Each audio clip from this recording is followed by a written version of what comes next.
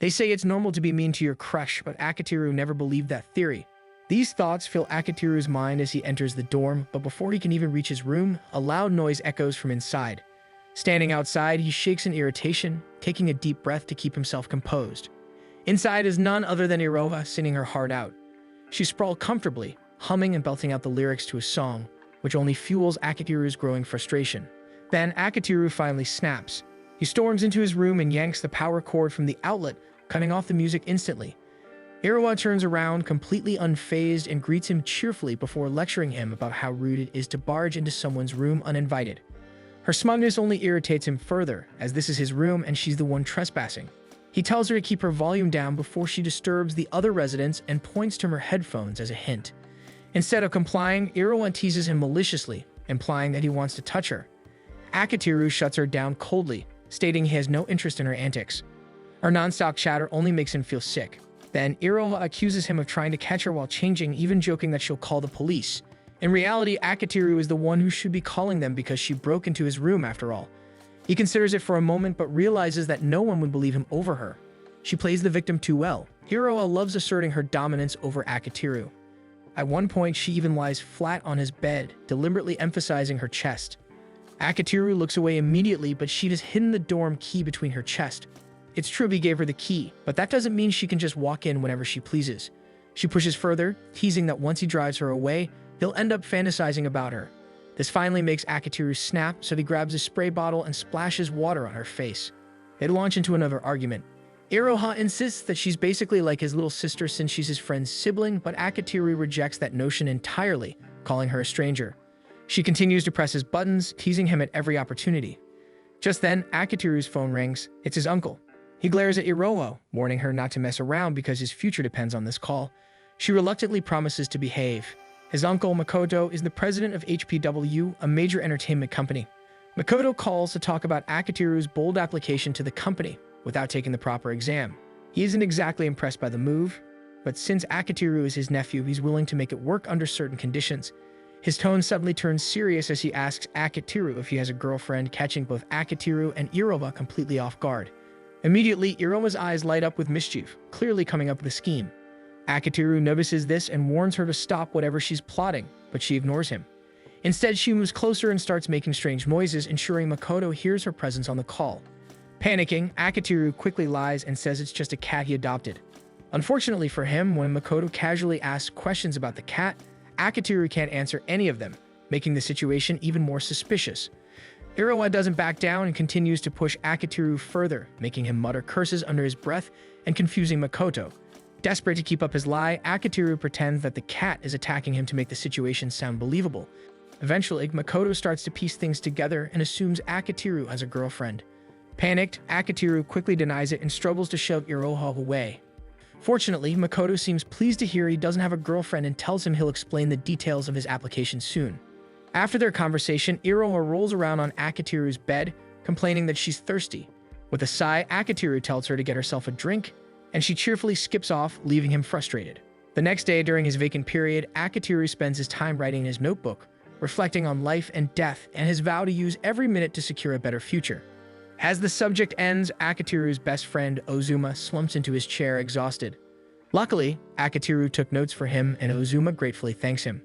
To return the favor, Ozuma invites Akitiru to have some enmitsu after class. Akitiru is always amazed by how great Ozuma is as a person, but Ozuma turns the compliment back at him. He points out that Akitiru has a genuinely good heart, and that's what makes him who he is. Even though Akitiru insists that everything he does is calculated, Ozuma admires how he always thinks of others too, including him and his sister Iroha. Ozuma casually assumes that Iroha barged into Akitiru's place again, and when Akitiru confirms it, Ozuma teases that maybe she has a crush on him. Akitiru disagrees, believing Iroha just likes to mess around. Ozuma argues that it could be her way of showing affection, but Akitiru stands firm in his belief, and if she truly liked him, there'd be no reason to torment him so much. Before their conversation can go further, a fiery teacher enters the room, warning the students not to waste her time. Everyone quickly rises from their slouched positions, and just like that, homeroom begins. After class ends, a classmate rushes up to Akitiru, telling him that a cute first-year girl is looking for him. Sure enough, Iroha is waiting by the door. When confronted, she tries to act sweet and composed, but Akitiru bluntly tells her to drop the act. Instead of backing down, Iroha pretends not to understand and continues to act wholesome in front of everyone, making Akitiru look like the bad guy. She invites him to walk home together, but when Akitiru turns to grab his things, she adds that she wants to be alone with him, excluding Ozuma. This startles Akitiru, and he reacts loudly. Iroha seizes the moment, acting cute and declaring they're a couple.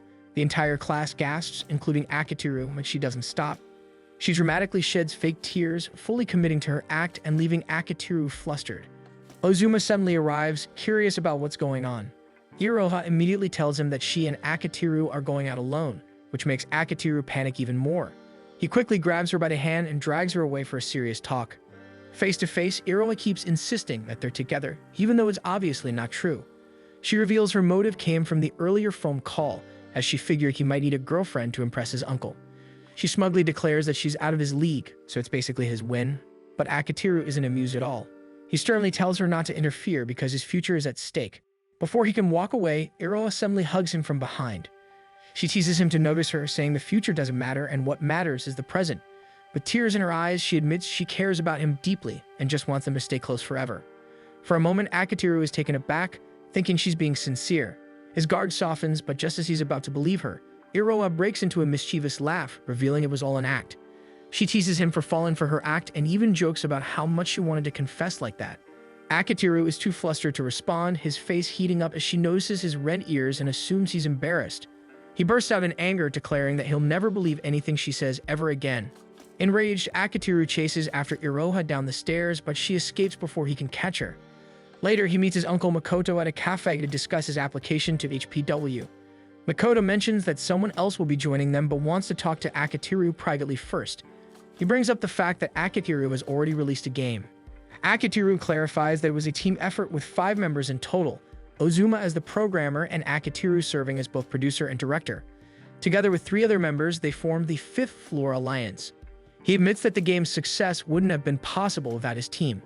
Makoto notes that the industry has already started talking about their sudden rise, acknowledging their impressive accomplishment. He admits that even he couldn't have done something like that when he was in school, so Akitiru deserves the popularity. Before diving deeper into the topic, Makoto encourages Akitiru to order something first. Akitiru assumes the person joining them might be a manager or representative, so he brings his proposal, ready to make a good impression. As Makoto gives their order, he casually flirts with the waitress, even asking her out for dinner despite her clearly being at work.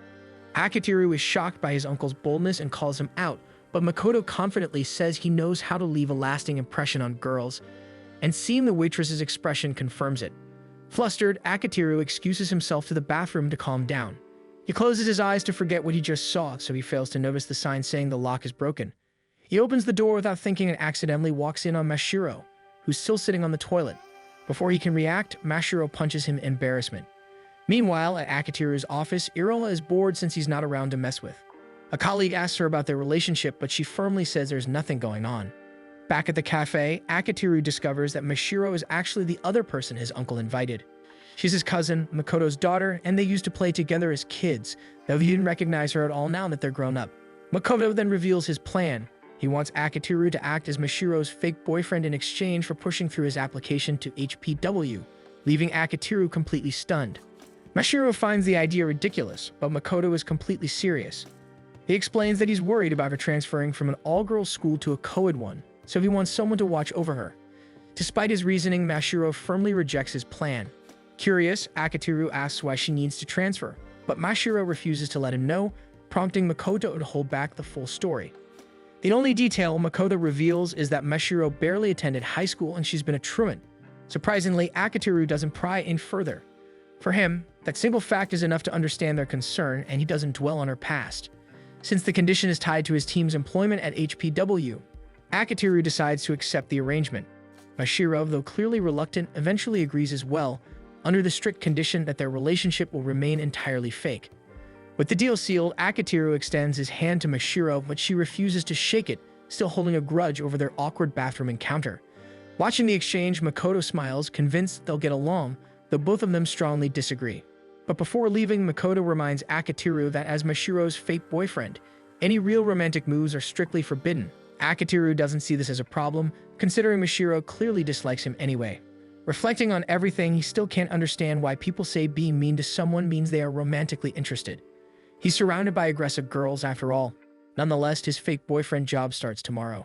The next day, Akitiru is greeted by Irova, who immediately senses that something's off. She tries to pry, guessing that his mood has something to do with the meeting. He refuses to tell her, but she remains persistent and follows him. Neither of them notices Sumire leading Mashiro around. Once classes begin, Mashiro is asked to introduce herself to Akitiru's class. Out of nervousness, she blurts out that she's also dating Akitiru. The class erupts with whispers, wondering why someone like her would waste her looks on a nobody like him. Suzuki, one of the boys, asks how they met, and Mashiro accidentally says they met in the bathroom. Akitiru inwardly panics, realizing how bad that makes him look. When Mashiro takes the seat next to him, he tries to act friendly, but she immediately turns cold, reminding him that she hasn't forgiven him. Akitiru tries to reason with her, saying they both need to act friendly if their story is to be believable. Mashiro disagrees, insisting that as long as their stories line up, there's no need for them to be close. Ozuma taps Akitiru on the shoulder, asking why he never mentioned having a girlfriend. Akitiru apologizes for keeping secrets but hints that he and Mashiro aren't actually dating. During lunch, Akitiru explains his situation with Mashiro in detail. Ozuma teases him, saying his life sounds like a romantic comedy. Akitiru counters that Ozuma would make a better protagonist, given his personality and the fact that he has a little sister, though Iroha's personality doesn't exactly fit the trope. Ozuma says it's because Iroha already loves Akitiru. Akitiru flatly denies the idea, but Ozuma just smiles and excuses himself to buy lunch. Suzuki approaches Akitiru, asking how he managed to get a girlfriend when everyone thought he was already dating Iroha. Feeling Mashiro's icy glare, Akitiru quickly clarifies that Iroma is Ozuma's little sister, then changes the topic to Suzuki's crush on their teacher, who's rumored to like macho guys. Hearing that, Suzuki gets fired up and storms out of the classroom. Akitiru, still feeling Mashiro's cold stare, sighs and asks if she has a problem. Mashiro demands that Akitiru bring her rice balls filled with seafood, declaring that since they're dating, it's his duty to serve her. She even threatens that if he refuses, she'll call off their fake relationship. Reluctantly, Akitiru does as he's told and returns with 2 rice balls and a drink for her. He sits back down and quietly eats a piece of bread he bought for himself. He briefly wonders if she might be jealous after overhearing his conversation about Irova, but dismisses the thought since Mashiro clearly hates him. Classes resume as Sumire steps to the front of the room, asking the students if they've all completed their homework. One boy raises his hand and admits that he forgot, prompting Sumire's anger. She launches into a lecture about responsibility, warning them that without discipline, they're nothing more than scum. The student tries to explain himself, but Sumire cuts him off, though she eventually lets it slide on the condition that he promises to do better. Akitiru glances at Mashiro and notices how intently she's watching Sumire. He notes that Sumire might not be the ideal homeroom teacher for a transfer student. When class ends, Sumire pauses at the door to call out Akitiru. She instructs him to meet her in the counseling room to discuss an assignment. Akitiru calmly agrees, but as soon as Sumire leaves, several boys approach him in concern, wondering how he can stay so composed when everyone knows how terrifying she is. He simply replies that she's not going to kill him, then heads for the counseling room. When he arrives, he's signaled to enter, only to be greeted by the sight of a torture chamber. He takes a seat at the center, and almost instantly, Sumire's demeanor changes. She bows to the ground, nervously asking for his forgiveness. Akitiru's attitude shifts as well. He suddenly seems far more confident than before. Sumire stammers through excuses about being overwhelmed with lesson plans and teaching duties. Akitiru pulls out his phone and shows her the notifications he received about her online activity, revealing that she's been doing other things instead of working. Sumire's teaching identity is Shibuku Murasaki. In class, she's feared as the strict, venomous queen, but to Akitiru and the rest of the Fifth Avenue Alliance, she's simply Sumire, their illustrator who always struggles to meet her deadlines. Akitiru points out Sumire's harsh words in class earlier, which visibly hurt her pride. She explains that her strict teacher persona isn't who she really is, since it's all just part of the act she plays in front of her students. Sighing, Akitiru decides to change the subject and asks about her progress so far. Sumire grows nervous and shows him her tablet, revealing a completely blank page. Irritated, Akitiru tries to throw her into one of the torture machines, then tugs on her ponytail as she struggles to get away. Sumire insists that she's suffering from artist block. Letting go of her hair, Akitiru sighs and tells her she should come to him if she was having trouble. Sumire protests, saying that doing so would ruin her cool image. Clearly losing patience, Akitiru presses a few pressure points on her shoulder in frustration. Once he releases her, he mutters that he never imagined Sumire could be so hopeless. He recalls the first time they met. He was scouting for potential illustrators at a manga convention but hadn't found anyone. Just as he was about to give up, he noticed a comic depicting a taboo romance. The artwork was so detailed that it immediately caught his attention. When he approached the artist to ask if she'd join his project, she turned around, and to his shock, he realized it was his homeroom teacher. That was when Akitiru decided to use what he knew about her secret to keep her working for him. Sumire still wishes that the encounter had happened differently, as it gave Akitiru the leverage to control her reputation as a reliable teacher. Akitiru tells her it's her own fault, and now that she's part of his team, she'd better start making drafts for the game. Sumire groans that she still can't draw because of her artist block. Akitiru suggests that they just sleep on it, but Sumire misunderstands and blurts out that she doesn't like boys 15 years and older. Akitiru scolds her for even thinking that way and tells her to eat something to get her blood flowing so she can focus on work. He also grants her a half-day extension, which immediately lifts her mood. Before he leaves, Sumire asks about his real relationship with Mashiro. Akitiru admits that it's a fake relationship he accepted to help them gain support from his uncle's company. Sumire then reveals that the school has special instructions on how to handle Mashiro's case. Akitiru immediately guesses that it's because she's a shut-in. Akitiru admits that that's all he knows, so Sumire explains that Mashiro was bullied at her previous school. Some of her classmates had discovered a secret she was keeping and used it to hold power over her. Sumire admits she doesn't know what the secret is, but she asks Akitiru to help make Mashiro's school life as comfortable as possible. She says she wants Mashiro to genuinely enjoy her time here, and she's confident Akitiru can make that happen. Akitiru brushes off the praise, but Sumire insists he should take the compliment, reminding him that both she and Ozuma are also grateful for the impact he's had on their lives. Flatly, Akitiru tells her that flattery won't earn her another deadline extension. Afterward, Akitiru returns to the classroom and asks Mashiro if she'd like to walk home together. Mashiro, however, coldly tells him to stay away from her. Whispers spread quickly, with some teasing that Mashiro must be its tsundere, and that the two of them act like a married couple.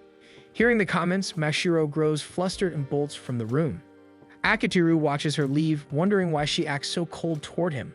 Ozuma, noticing his expression, remarks that he doesn't think Mashiro is a bad person at all. Akitiru agrees but says she should at least let him get close enough to protect her. He asks Ozuma for advice, but Ozuma admits that Akitiru has a tough case, given that Mashiro already views him negatively. Alone in the shoe locker area, Akitiru suddenly feels a pair of arms wrapped tightly around him from behind. A familiar, irritating voice follows, and he immediately recognizes it as Iroha.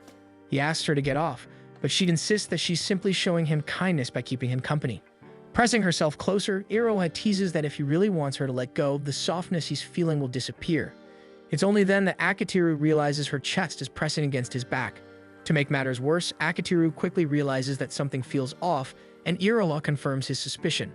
She admits that she isn't wearing underwear. She explains that she recently grew a little, making her undergarments too tight. Even her school uniform had become so snug that some of the buttons popped off, meaning that if she pulled away from him now, she'd end up exposed. Akitiru has a hard time believing her, but the slim chance she might be telling the truth keeps him from pushing her off. If she's lying, he'll just look like a fool. But if she's not, forcing her away could spell disaster, not only for his friendship with Ozuma, but also for their group's deal with his uncle's company. After all, if anyone sees them like this, people will assume he's cheating on Mashiro with Iroha. Deciding to minimize the damage, Akitiru quickly hooks his arms around Iroha's legs, shifting her into a piggyback position. Iroha panics as Akitiru taunts her, trying to get her to admit she was lying, but she stubbornly refuses. Akitiru bolts out of the school, taking a side route to avoid being seen. Iroha grows flustered from the sudden dash and blurts out that she surrenders, prompting Akitiru to finally stop. He doesn't let her down immediately, making her apologize for lying just to tease him. When he finally drops her, he scolds her for her behavior, only to realize she was partially telling the truth about not having underwear on. They end up walking home together, and Akitiru asks if she has any advice on befriending a difficult girl. Iroha pales, assuming he finally has a crush, but Akitiru quickly corrects her and explains the situation with Mashiro. He clarifies that his efforts are mainly for his own benefit, but Iroha insists that deep down he genuinely wants to be friends with Mashiro. With a grin, she tells him to leave it to her, and that she'll teach him how to win over Mashiro.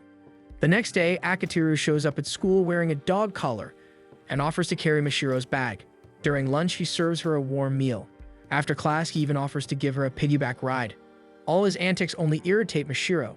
She grabs his leash and drags him to the stairwell to demand an explanation. Thinking it's some sort of prank, she's annoyed when Akitiru admits that he also feels ridiculous, since it's the kind of scheme Iroha would talk him into. He admits he knew it probably wouldn't work, which only frustrates Mashiro more. She wonders aloud if he dislikes her that much. Before Akitiru can respond, Iroha appears and teases them for being lovey-dovey. Mashiro asks who she is, so Iroha cheerfully declares that she's the mastermind behind everything. As Mashiro watches their easy banter, she can't help but notice just how close the two seem. Suddenly, Mashiro announces that she's leaving and snaps at them to stop bothering her. Later, as Akitiru and Iroha arrive home, they're shocked to find Mashiro in their apartment complex. Mashiro accuses them of stalking her, but they quickly explain that they all happen to live in the same building. Iroha cheerfully adds that she's Akitiru's sister in spirit, since her brother is his best friend. Mashiro misinterprets and assumes they all live together, prompting Akitiru to clarify that everyone actually resides on the same floor. Sumire is right next to Ozuma, and Iroha has her own apartment. At the mention of Sumire, Mashiro suddenly lashes out, saying she hates that they all live so close before slamming her door shut. Akitiru approaches her door and confidently declares that he will meddle in her life. Akitiru calls a meeting with his group in his room. He tells them that he wants to throw a welcome party for Mashiro to celebrate her moving into their apartment building. He's already set the date for Friday at 8 p.m., though Iroha worries that Mashiro might not show up. Akitiru gives her a confident smile, saying that all they need to do is bother her enough and that he already has a plan in mind. Before his plans, the Fifth Floor Alliance enjoys a small party of their own to celebrate completing a project deadline. Sumire drinks more than usual, prompting Akitiru to scold her for being the one who's always late with her submissions. Akitiru notices that Iroha seems unusually docile and polite. Iroha explains that she feels a little out of place since she's not officially part of their team, though she's grateful to be included in the celebration. Akitiru gives her an uneasy look, realizing that when Iroha is polite, it throws him off, especially since she's usually a handful. Ozuma compliments Akitiru's cooking, especially the roast beef he prepared. In turn, Akitiru praises Ozuma's technical skills, crediting his engineering setup for allowing their files to upload much faster and helping them meet the deadline on time.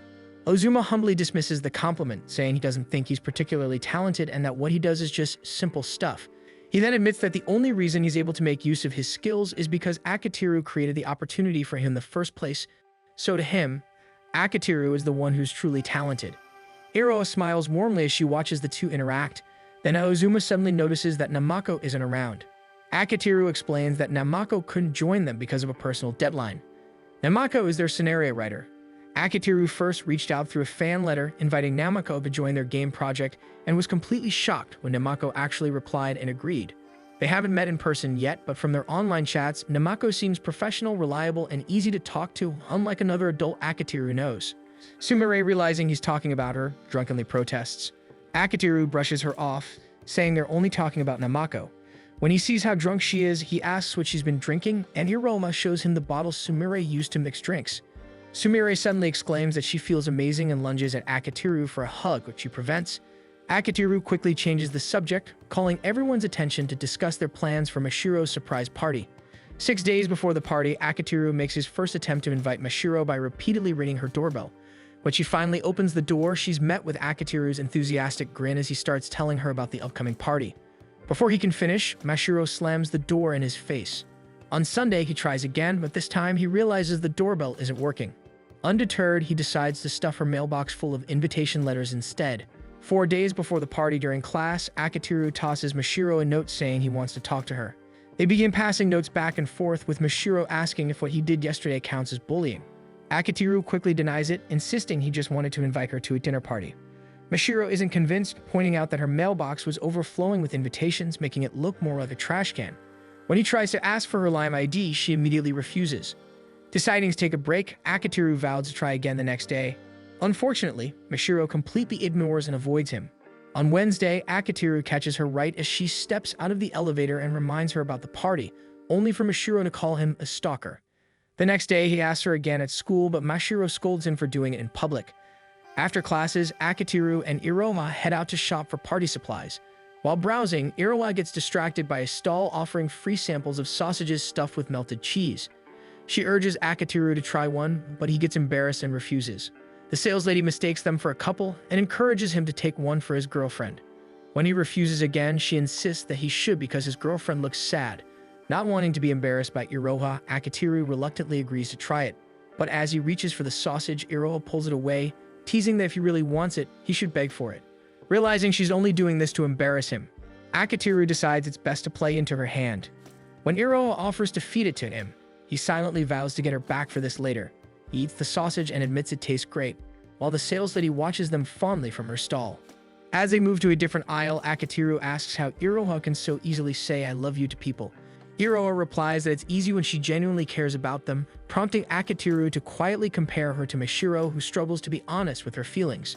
Iroha asks if Akatiru has managed to get Mashiro to accept their invitation. Akatiru admits he's a bit lost on what to do next. As Iroha reaches for a can of tomato sauce on a high shelf, she struggles to grab it while telling him that maybe he just isn't trying hard enough. She points out that when Akatiru truly wants something, he's usually insistent. After all, he managed to convince both Ozuma and Sumire to team up with HPW.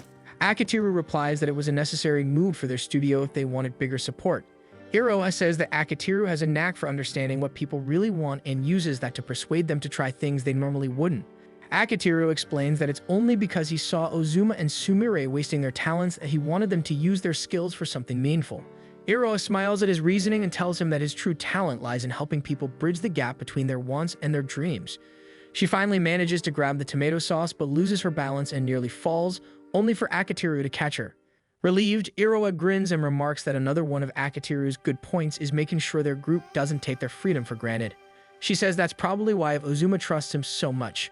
Akatiru thanks her for the kind words and feels determined to convince Mashiro to come to the party. Meanwhile, over at Mashiro's place, Mashiro tells herself there's no way Akatiru can make her go. On the day of the party, Akatiru can't find an opportunity to approach her during class. Instead, he checks in with Ozuma to make sure everything's ready. Ozuma confirms and jokingly tells him he owes him one for pulling everything together in under a week. Confidently, he leaves the classroom and Akatiru announces that their plan to get Mashiro to attend the party starts now. He catches up with her at the shoe lockers, where Mashiro immediately tells him to stop trying to invite her. Akatiru apologizes and promises not to pull any more tricks. Still, Mashiro doesn't seem convinced. He insists that he just wants to walk home together since they live in the same building. But when he looks at her, Mashiro is already sprinting away from him. Akatiru wonders how much she truly hates him. Even so, the plan depends on them walking home together, so he quickens his pace to keep up. Mashiro notices and starts running faster, demanding to know what he's planning to do as Akatiru chases after her. Akatiru feigns ignorance, claiming that he's only running home because he wants to. Mashiro, aware that he's lying, abruptly changes directions. Eventually, Mashiro stops by a riverbank, completely out of breath. She shouts at him to stop worrying about her, insisting that she doesn't fit in with established groups. She tells him to go and enjoy his own life without dragging her into it. Akatiru frowns and asks where she plans to go if she refuses to make any friends. He demands to know what the point of transferring schools is if she never intends to connect with anyone. He apologizes for the bathroom incident and says it's fine if she still hates him, but she should at least try to make some connections. Mashiro turns to argue but slips. Akatiru lunges forward to catch her, only for both of them to tumble into the river. Soaking wet, Akatiru tries not to look at her since her clothes are clinging to her body. Flustered, she tries to stand but trips again. Akatiru catches her, pulling her against him to steady her. Once they make it back to the shore, Akatiru teases that they now have a matching drowned rat look, making them look like a believable couple. Mashiro actually laughs for the first time, admitting it's the worst couple look imaginable. Sensing her lighter mood, Akatiru continues joking, saying maybe this is a god's way of blessing their fake relationship. Mashiro dryly replies that such a god deserves to die, and Akatiru tells her that if she keeps praying, maybe she'll start feeling better about herself. She admits that no amount of praying will suddenly make people who hate her start liking her. Curious, Akatiru asks why she's so stubborn even though he's trying to get along with her. Mashiro blurts out that it's because of the deal he made with her father, but quickly takes it back, saying she knows it isn't his fault. She adds that she genuinely hopes he doesn't hate her. Akatiru reassures her that no one actually hates her. Mashiro hesitates and confides that she's scared of not fitting in and of being ignored. Seeing she's about to talk herself down again, Akatiru gently tells her there's nothing wrong with feeling that way. He admits that he isn't exactly someone who stands out either. He often gets overlooked because he doesn't have any remarkable skills. Akatiru claims that he's just an ordinary person with an ordinary set of skills. His comment makes Mashiro protest, insisting that he isn't ordinary at all since he's the leader of the 5th Floor Alliance. Akatiru looks at her in surprise, wondering how she knows about his group. Mashiro quickly covers it up by saying her father often talks about the game he developed since it earned a lot of money. Akatiru corrects her, saying that all the earnings just go back into the game's development costs. Mashiro then remarks that he could easily be the most popular student in their class, but Akatiru reveals that no one actually knows he or the others are behind the hit game. She's surprised and asks if he's afraid of being made fun of. Akatiru says he just wants to stay humble about their success and not let the attention give him an inflated ego. Listening to him, Mashiro smiles and fondly calls him weird. Eventually, they return to their apartment building. Mashiro still refuses to attend the party, though she admits she's thankful for the invitation. As she walks toward her door, Akitiru asks if she can start treating him normally next week. She agrees but pauses when she notices her door is unlocked. They begin to think that someone might have broken in. Akitiru steps in front of her, offering to go inside first to make sure it's safe. Slowly, they enter the apartment together. Just as they're about to reach the main room, Akitiru mutters something strange under his breath, then pushes Mashiro gently forward as he swings the door open. Mashiro is greeted by a loud pop of confetti and cheers from the other residents of the 5th floor. Completely bewildered, Mashiro demands to know why everyone is inside her apartment. Akitiru sheepishly explains that this is actually his place. They'd put up a divider to make it look like his unit was the last one in the hall, so she'd think it was hers. Mashiro frowns and asks why they went so far when she doesn't even consider them her friends. Iroha chimes in that none of the tenants are really friends except Akitiru and Ozuma, though she adds she'd rather they were a couple. Sumire immediately jumps on the idea, imagining an entire romantic scenario between them, earning her a hit from Akitiru. Iroha continues, explaining that since they all live on the same floor, they naturally started doing things together. Mashiro guesses she means the game, surprising Iroha that she knows about it. Iroha clarifies that she isn't actually part of the team. Akitiru adds that it's fine if Mashiro doesn't think of them as her friends, she could just think of them as her fake boyfriend's friends for now. He mentions that there's one more member, Namako, who isn't present but is still an invaluable part of their group. Mashiro smiles at being included and finally decides to join the party. After the party, Iroha bursts into Akitiru's room and tries to hug him, but he immediately dodges. Getting serious, she praises him for successfully inviting Mashiro and tells him he's a really kind person. Iroha then thanks Akitiru for letting her be part of their group, without revealing that she's actually the voice actor for the 5th Floor Alliance's game. Iroha talks about her role as the secret voice actor for the 5th Floor Alliance. Even the other members don't know that she's been doing the voice acting, but she's still grateful to be included in their get-togethers as an outside participant. She's also happy that it was Akitiru who discovered and approached her in the first place. Akitiru decides to talk to Iroha about the past. In his story, Akitiru approached Ozuma and asked if he could show him his experiments. Ozuma agreed on the condition that Akitiru came over sometimes to check on them. Akitiru accepted, and that was how their friendship began. Not long after, Akitiru's parents left to work elsewhere, and he started living in the same building as Ozuma. One afternoon, Akitiru caught Ozuma studying the floor tiles. When he asked what Ozuma was doing, Ozuma claimed he was just playing with numbers in his head, using the tiles as his reference. Akitiru offered to let him stay at his place, but Ozuma declined, saying his sister would be arriving soon. Just as he said that, Iroha appeared, looking confused to see Ozuma outside their door. Ozuma explained that he had forgotten his keys and was waiting for her. Iroha then noticed Akitiru, prompting Ozuma to introduce him as his friend, neighbor, and classmate. Iroha let a surprised expression slip since she didn't expect Ozuma to have a friend. Akitiru introduced himself politely, and Iroha did the same. That was the first time Akitiru met Iroha. He remembered her as reserved and polite, nothing like the outspoken girl she was now. The next day, Akitiru brought up Iroha since Ozuma had never mentioned her, and she was rarely seen around the building. Just then, Otoi walked into the classroom, catching everyone's attention because she was believed to be suspended. Otoi walked up to Akitiru and Ozuma and told them she needed to speak to them. They agreed, and once they were in a more private spot, Otoi apologized and offered them candy. Akitiru pointed out that it was against school rules, which amused Otoi. She said they shouldn't be so uptight, especially towards someone who had been skipping school. Her words confused them, since they had assumed she was suspended. She felt a little disappointed by the rumors, since she had never done anything that would get her suspended. Ozuma suddenly asked if he could take one of the candies. As he plucked one from her hand, Akitiru reluctantly took one as well. Otoi asked if Iroha was Ozuma's sister and said she wanted to know what kind of girl she was. Ozuma struggled to answer, which surprised Akitiru since Ozuma was usually very direct. Otoi got impatient, saying it should have been an easy question. Akitiru reasoned that it was difficult for Ozuma because he didn't know the intent behind it. Seeing his point, Otoi revealed that Asagi had noticed Iroha seemed to be taking an interest in delinquents like them, so she wanted to know if Iroha fit that type. However, based on their reactions, Otoi guessed she was wrong and that Iroha was just a typical honor student. She admitted she had hoped they'd know Iroha's true personality.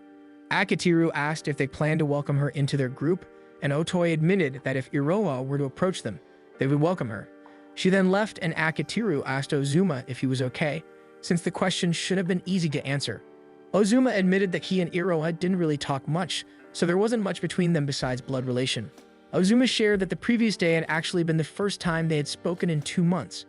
Akitiru was shocked since it was the first time he had heard of siblings who lived together but barely talked.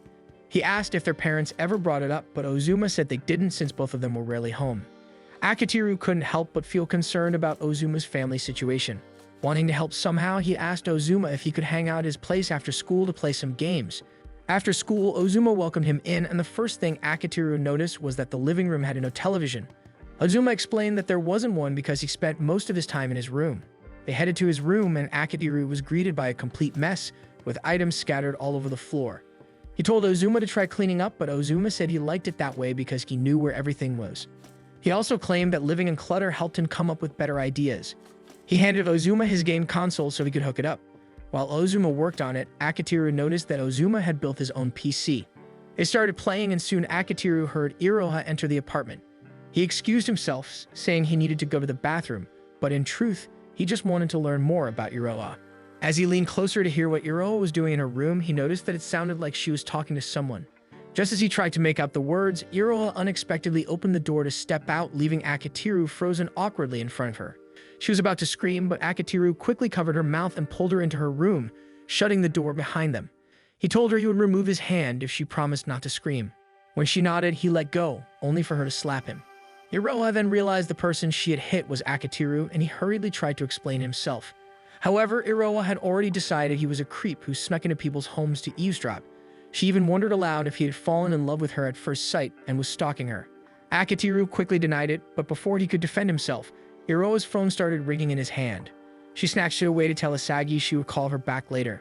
Akitiru asked if she was trying to join a group of delinquents through Asagi, but Iroha snapped at him not to make baseless accusations.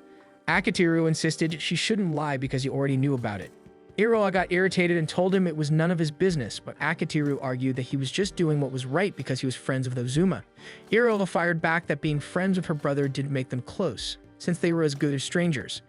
Akitiru realized this was a difficult situation. He knew Ozuma already struggled at school and felt out of place because of his odd personality. It seemed like Iroha's actions might only cause more misunderstandings that could end up hurting Ozuma in the end. He tried again and asked if Iroha would like to share her problems with him. This only annoyed Iroha further, and she sarcastically said that her brother's friend kept pestering her and that she was troubled because she wanted him out of her room. Over the next few days, Akitiru decided to do some digging. Akitiru left school early, telling his teacher he had a fever. The heat was unbearable, so he stopped by a vending machine to grab some water. After rehydrating, he continued searching the area until he heard a girl singing along with a guitar. He immediately suspected that she was Asagi. As he approached, Asagi noticed his school uniform and asked if he was playing hooky. Akitiru grumbled that he didn't need to be lectured by a middle schooler who was obviously skipping school herself. Asagi was taken aback that he knew her and accused him of being a stalker. Akitiru quickly clarified that he was only looking for her because he was friends with Ozuma. Recognizing the name, Asagi realized he must have been the same person Iroha complained about. Akitiru hurriedly tried to introduce himself properly so she would stop calling him a creep, but Asagi just decided to call him her upperclassman. Before he could continue explaining, the intense heat overwhelmed him.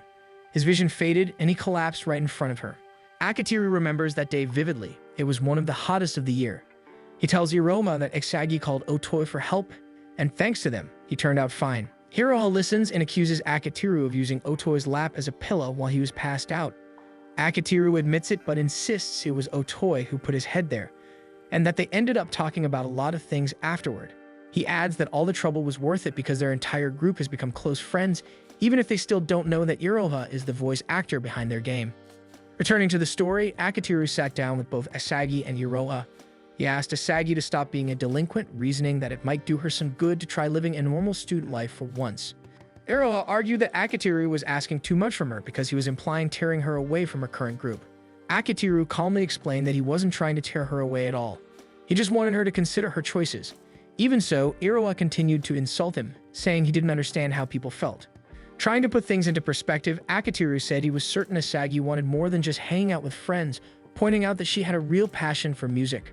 Then he asked what Iroha wanted to do. Iroha said it didn't really matter. Akitiru insisted that it did matter. Whether she wanted friends or wanted to pursue music, it was up to her to decide. When Akitiru tried to press the question, Asagi stepped in and told him he was being too harsh.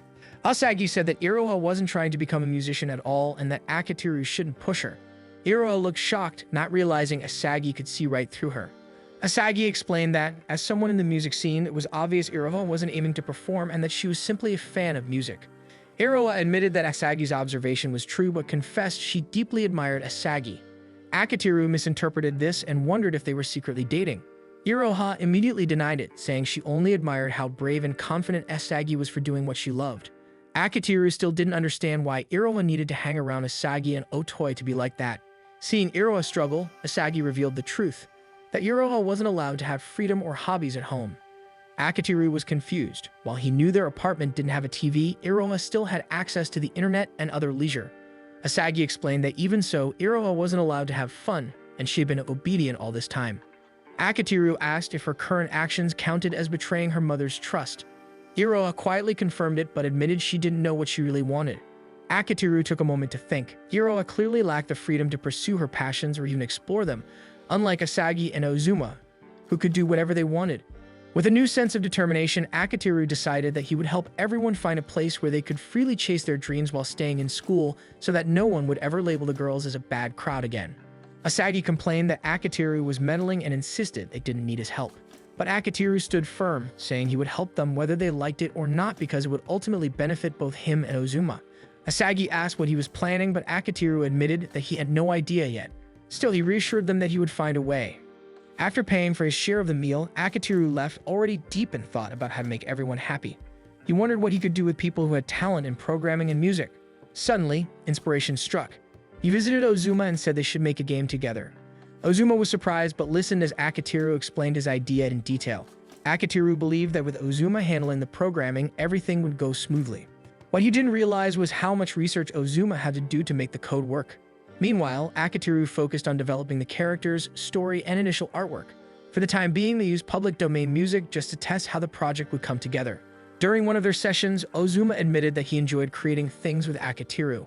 He explained that while he had always tinkered and experimented alone, it felt fulfilling to finally build something alongside someone else. He also found it exciting that their project would soon be available for the world to play. Akitiru agreed and said he already knew the perfect people to test the game on, explaining that he would have Ozuma's sister, Iroha, and Asagi play it. They invited Asagi and Iroha over to test play their game. At first, Asagi was more concerned about the state of the room. However, Asagi seemed to really enjoy it, and even Iroha's expression showed genuine interest. When they sat down to discuss the game, Asagi said it was very mid. She complained that the music sounded cheap, and that the gameplay was the only thing that made it enjoyable. Akitiru mentioned that gameplay is the true charm of any game. He explained that simple games like rock, paper, scissors are great because they are complete, the rules are simple, and the goal to win is clear. He added that this is also the formula for a good video game. He continued that they could create something fun even with a small budget. He then talked about his dream to make such games and how he was lucky to have Ozuma, who had a talent for programming. However, he said their problem was the music since they used free ones. He wanted something original and high quality for the game.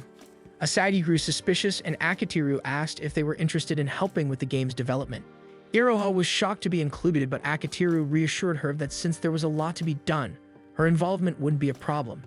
Asagi admitted she was intrigued, but didn't want to betray Otoi's kindness. However, Akitiru had already contacted Otoi and received her permission. A glimmer appeared in Asagi's eyes as she encouraged Iroha to join them, saying that it would mean she wouldn't have to become a delinquent. She added that they could leave behind their boring lives if they joined Akitiru. To everyone's disappointment, Iroha declined the offer.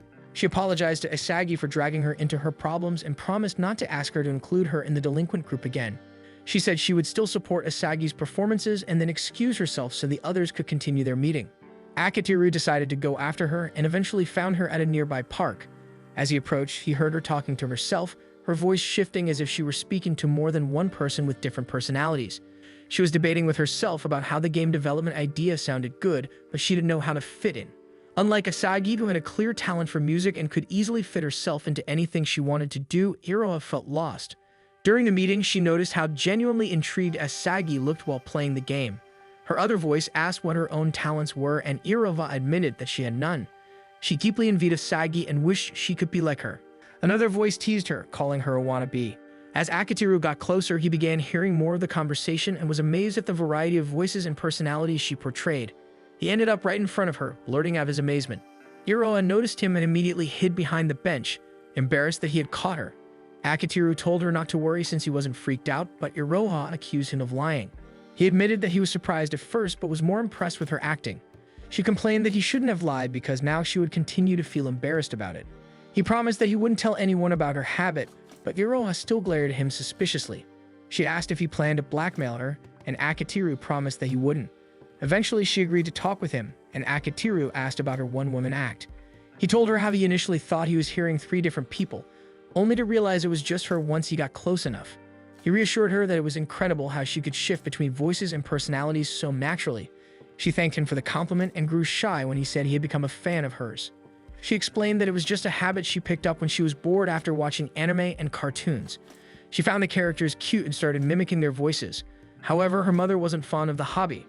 Her mother had caught her, then asked Iroha to stop doing voices and to focus only on studying. Iroha admitted that she never asked her mother why it upset her, but seeing her expression made her feel guilty. When their television was eventually banned, she grew bored and started creating her own characters and stories, acting them out in secret. She soon realized that she didn't have a talent for creating original stories, so she decided to base her characters on the people she had met in her life. Akitiru understood then why her characters sounded so stereotypical, but he still praised her for being able to perform her act without a script. Iroha asked if Akitiru had any background in drama, but he denied knowing anything about it. However, he revealed that his mother was a makeup artist and that he used to tag along on several of her projects. Because of that, you could tell that Iroha was exceptionally good. Iroha felt shy being praised, but Akitiru continued, saying she had a natural talent for seeing the depth in people's personalities. However, he knew that Iroha would never use her talents because she feared betraying her mother. He then asked why things seemed strained between her and Ozuma. Iroha admitted that she felt Ozuma didn't want anything to do with her. Akitiru guessed that she was waiting for someone to save and change her so she could be free. Iroha looked sad but admitted that he was right.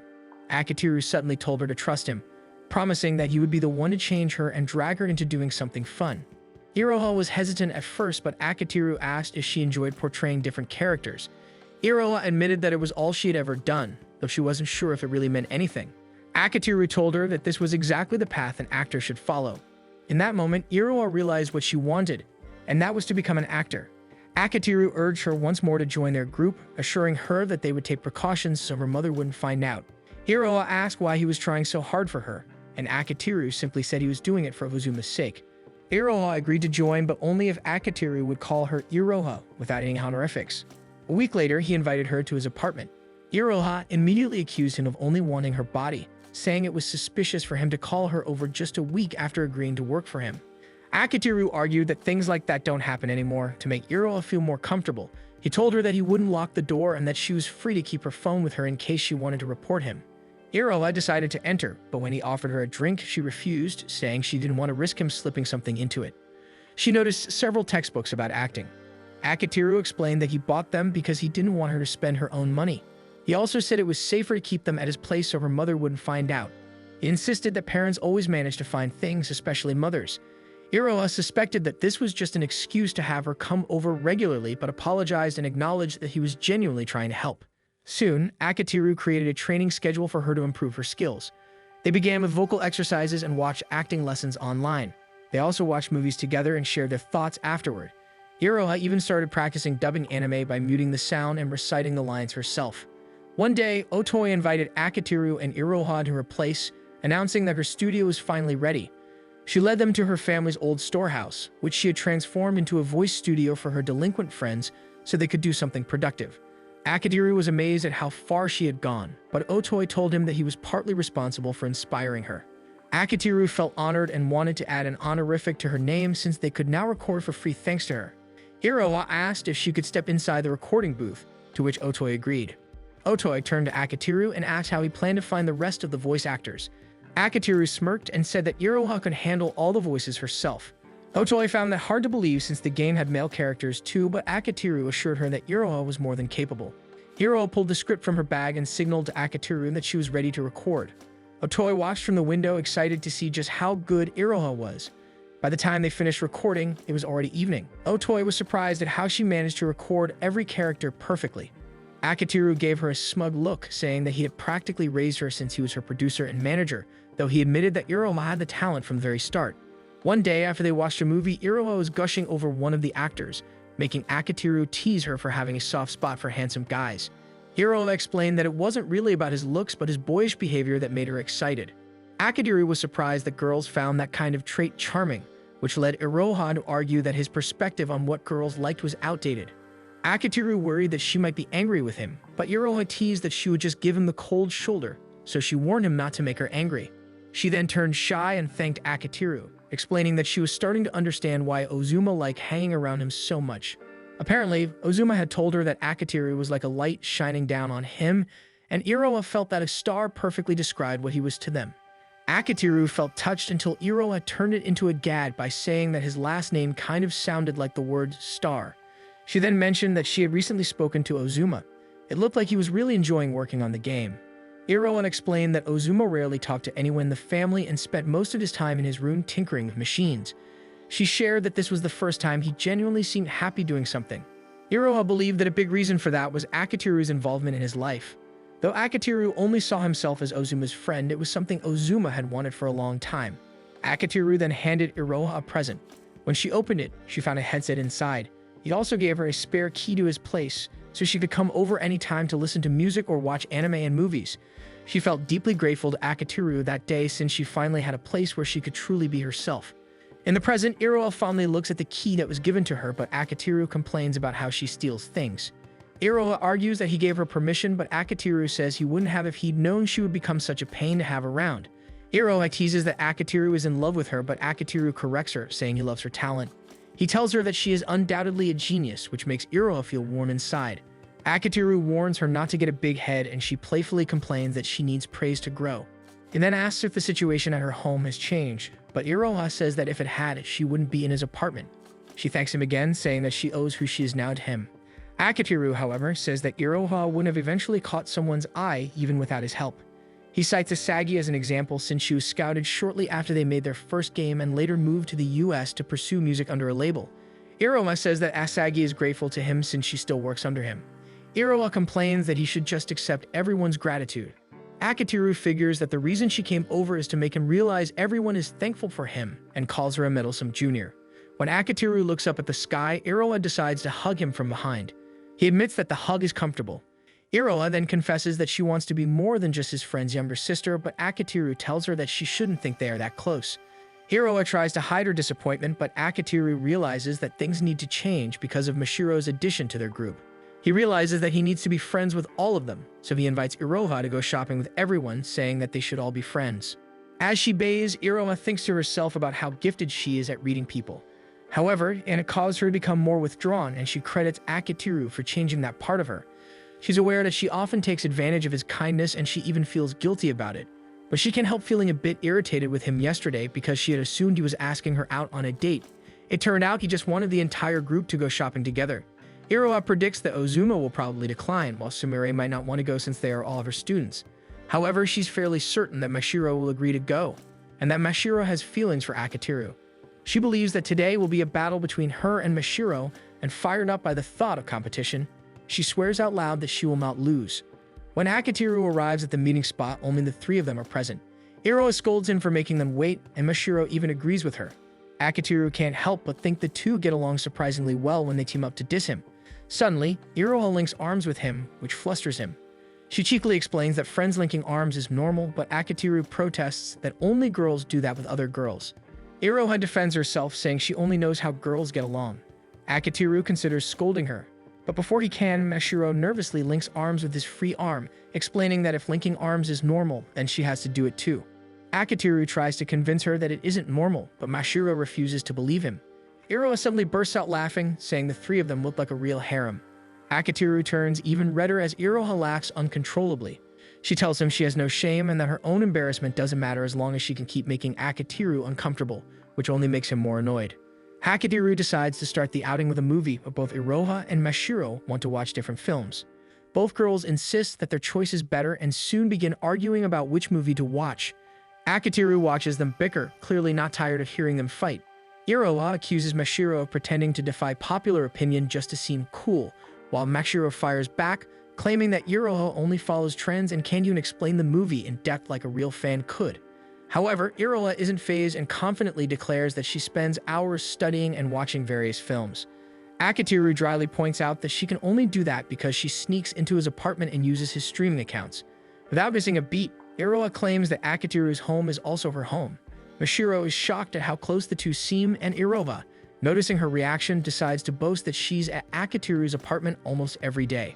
Realizing that Iroha is intentionally trying to provoke Mashiro, Akitiru steps in and suggests that they could each watch their chosen movie separately and meet afterward, but both girls reject the idea, scolding him for missing the point of a group hangout. Akitiru realizes he can't win against them and proposes that they settle it with a game of rock, paper, scissors. Iroha wins, so they all end up watching her choice, much to Mashiro's disappointment. After the movie, Akitiru admits that it turned out to be pretty good. They later decide to stop by the food court. Iroha excuses herself and Akitiru casually guesses that she's heading to the restroom. She invites Mashiro to come with her, but Mashiro declines. After Iroha leaves, Akitiru asks if Mashiro is still nervous around her. Mashiro admits that she is, even though she knows Iroha is actually a nice person. Akitiru tries to reassure her, saying that most people don't quite know how to handle Iroha either, but Mashiro quietly adds that Iroha's energy reminds her of the people she dislikes. Akitiru notices that Mashiro is genuinely bothered, so he gently tells her that she can talk to him about it if she wants. Suddenly, Mashiro hears a familiar voice calling out to her. Two girls from her old school approach and start mocking her. They notice Akitiru and begin making fun of him too. Mashiro starts trembling in their presence, and seeing this, Akitiru decides to speak up since they won't stop running their mouths. The girls aren't fazed at all. They keep insulting Mashiro, teasing her about the novel she writes, and threatening to tell Akitiru about it. Having heard enough, Akitiru suddenly stands up and firmly tells them to stop and get out of the area. The girls act tough and claim they have a strong guy with them, but Akitiru counters that he has even crazier people backing him and Mashiro. He knows how terrifying Sumire can get, so his threat isn't an empty one. One of the girls notices his confidence and whispers to her friend that it might be better if they leave. They quickly run out of the food court just as Iroha is about to rejoin Akitiru. Akitiru checks on Mashiro and asks if those girls were the reason she started skipping school. Mashiro quietly admits that they are, but refuses to talk about the novel they mentioned. Instead, she bolts from the area. Iroha urges Akitiru to go after her, and they decide to split up to cover more ground. After running around aimlessly for a while, Akitiru realizes he needs to think instead of just searching. He recalls that Mashiro had wanted to watch a particular movie earlier. He finds her inside the theater watching the shark movie they didn't get to see, and takes a seat beside her. Mashiro keeps her eyes on the screen as she tells him that the girl who just died was a cheerleader who bullied an otaku boy, and the character deserved it. She then turns to him and asks why he followed her, calling him a liar and a stalker. Realizing she was being harsh, she apologizes for insulting him. Instead of getting mad, Akitiru tells her that insulting him is better than doing nothing. He tries to guess what kind of insults Mashiro would throw at her bullies if she had the courage. Mashiro lets out a small sound of approval before admitting that she's very awkward around people she doesn't know. She explains that she spent most of her time alone, and to escape reality, she started writing a novel. The two girls were the first to find out about it, and they soon told the entire class, leaving her humiliated and exposed. Mashiro begins to cry, and Akitiru gently tells her that novels written as an escape from reality are often the best kind. He mentions that one of his favorite writers is someone named Namako, and is pleasantly surprised when Mashiro recognizes the name. He goes on to talk about how great a writer Namako is, though he doesn't reveal that Namako is actually the writer for their group. Akitiru then recalls how one of Namako's novels begins with a foreword about hating reality and using writing as a form of escape. He says he deeply sympathizes with Namako's work and worldview. Mashiro comments that Namako uses a pen name which she finds a bit shady, guessing that Namako doesn't want to be found out because he's embarrassed. Akitiru agrees that it's possible, but says that people shouldn't be denied their hobbies, even if they're embarrassed. He reassures her that while some people might not see value in her writing, there will always be others who will appreciate her work. Mashiro agrees, but admits that she still feels uneasy because Iroha reminds her of her old bullies. She confesses that she feels she and Iroha won't get along. Akitiru gently pats her head and tells her that even though Iroha might resemble those girls, she's nothing like them. He adds that if Iroha ever makes her upset, she can always come to him, and he'll lecture Iroha. He then offers Mashiro his hand, and she takes it. Akitiru sends a message to Iroha, letting her know that he's found Mashiro. As they go to meet Iroha, Akitiru and Mashiro find her talking with Mashiro's bullies. Mashiro is terrified that her fears have come true, but Akitiru tells her to watch and listen. To their surprise, Iroha suddenly insults the bullies for mocking Mashiro, calling them trash not even worth her time. She loudly calls Mashiro adorable and lucky to have such a perfect boyfriend. Then, making sure the entire area can hear, she berates the bullies for meddling in Mashiro's life, calling them lowlifes who bully others because they have nothing better to do. Angered, the girls try to fight back, but Iroha raises her hands and dares them. Her tone and demeanor shift instantly. Mashiro is confused by the sudden change, and Akitiru explains that this is Iroha's talent. Iroha continues berating them. her voice more frightening. The bullies cower and ask why she's defending Mashiro when she claimed they weren't even friends. Iroha clarifies that while they aren't friends yet, her relationship with Mashiro has nothing to do with this. She simply can't stand rotten personalities like theirs. As she prepares to punch one of them, Akitiru steps in and stops her. Iroha glares at him, and even though he knows she's bluffing, it still sends a chill down his spine. Akitiru calmly repeats his earlier warning and adds that they should never show their faces to Mashiro again. The bullies bow several times before running off. When he turns back, Iroha thanks him for his perfect timing, admitting that she doesn't actually know how to fight and was worried she'd have to pretend to throw a punch and be found out. He helps her up and points out that she seemed genuinely angry at the bullies. Iroha confirms it but says her old self wouldn't have done anything about it. Akitiru then asks Mashiro what she thinks of the real Iroha. Iroha is shocked to realize Mashiro was there and apologizes for interfering. However, Mashiro also apologizes, admitting she had misunderstood Iroha. She confesses she was wrong and asks if they can be friends. Iroha happily grabs her hands, overjoyed to finally be accepted as Mashiro's friend. Later that evening, Makoto treats Akitiru to dinner to thank him for improving Mashiro's mood and helping her open up about school. He mentions that Mashiro even made a friend and asks if it's the same Iroha from the 5th Floor Alliance. Akitiru clarifies that Iroha isn't actually a member. Makoto then asks if she's the voice actor from his last game. Akitiru is surprised he knows, since Iroha's voice work is supposed to be confidential. Makoto explains that Mashiro had praised Iroha's acting skills, so he guessed her identity. He also says that he can tell all the voices in the game belong to one person. He promises to keep her identity secret, knowing that her anonymity adds appeal. Makoto asks if Iroha is Akitiru's girlfriend. Akitiru firmly denies it, and his confidence convinces Makoto. However, Makoto warns him never to become Mashiro's boyfriend. Akitiru replies that he won't since he's sure Mashiro doesn't even like him that way. Makoto looks at him in disbelief over his cluelessness, but decides probably for the best. Meanwhile, Mashiro is happy she decided to transfer schools and meet her allies. Still, she isn't ready to tell Akitiru and the others that she's actually Namako. She admits to herself that while she was thrilled to hear Akitiru say he admired Namako, she now realizes she wants to be special to him as herself. Elsewhere, Iroha lounges in Akitiru's room as usual, listening to music. When Akitiru suddenly turns up the volume, she gets mad and tells him to take responsibility if her eardrums get damaged. With a deadpan expression, Akitiru says he'll marry her to take responsibility, then immediately adds that it's a joke since the headphones aren't loud enough to cause damage. He explains that he spent good money on them and notices how worn they are from frequent use. Iroha tells him she uses them constantly to study her craft. Akitiru says that if she's truly grateful, she should stop teasing him, but she playfully replies that teasing him is how she shows gratitude. She admits she likes him enough to get jealous of Mashiro, but Akitiru doesn't believe her. Iroha says she was ready to become Mashiro's rival, but Akitiru reminds her that they ended up becoming friends instead due to the bullies' involvement. Just then, Akitiru receives a message from Namako, only to see that it's a confession of love directed at him. Thanks for watching. Make sure to subscribe so you don't miss new episodes every week.